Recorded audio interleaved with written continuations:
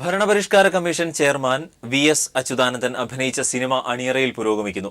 സിനിമയുടെ ഡബ്ബിംഗിനായി വി.എസ്. ചിത്രാഞ്ജലി സ്റ്റുഡിയോയിലെത്തി. ജലചൂഷണത്തിനെതിരായ പ്രമേയം കൈകാര്യം ചെയ്യുന്ന സിനിമയിൽ വി.എസ്. അച്യുതാനന്ദനായി തന്നെയാണ് അദ്ദേഹം വേഷമിടുന്നത്.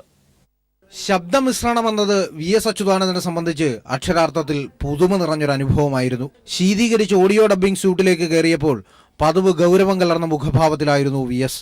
സംവിധായകൻ ജീവൻദാസ് കൊടുത്ത കടലാസ് ഒരാവർത്തി ഓടിച്ചു വായിച്ച വി.എസ്. തൊട്ടു പിന്നാലെ തന്റെ പതിവ് ഫോമിലെത്തി.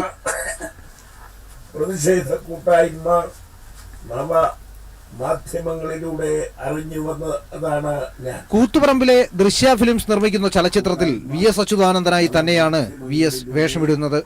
കുടിവെള്ള ചൂഷണത്തിനെതിരായ സമരത്തിൽ കോളേജ് വിദ്യാർത്ഥികൾ നടത്തുന്ന സമരത്തെ അഭിവാദ്യം ചെയ്യാൻ വി.എസ്. എത്തുന്ന ഭാഗമാണ് ഡബ്ബ് ചെയ്തത്. നീട്ടലും കുറുക്കലും കൊണ്ട് സമൃദ്ധമായ പ്രാസംഗിക ശൈലിയെ അനുസ്മരിപ്പിക്കും വിധം ഡബ്ബിംഗ് പൂർത്തിയാക്കി കഴിഞ്ഞപ്പോൾ ഓഡിയോ കൺസോളിൽ നിന്ന ആളുകൾക്കെല്ലാം തികഞ്ഞ സന്തോഷം. ശബ്ദമിശ്രണം കഴിഞ്ഞ് പുറത്തിറങ്ങിയ വി.എസിന്റെ മുഖത്ത് കൗതുകം കലർന്നൊരു ചെറിയ ചിരി കാണാമായിരുന്നു.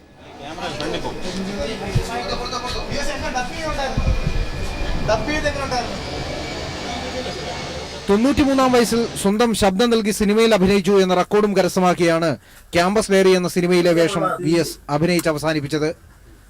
എസ്. ജീവൻകുമാർ, തിരുവനന്തപുരം.